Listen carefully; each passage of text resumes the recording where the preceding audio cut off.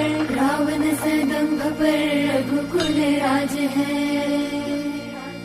तेज प्रमांस पर कान जिमी कंस पर त्योमलिक सबस पर श्री शिवराज है।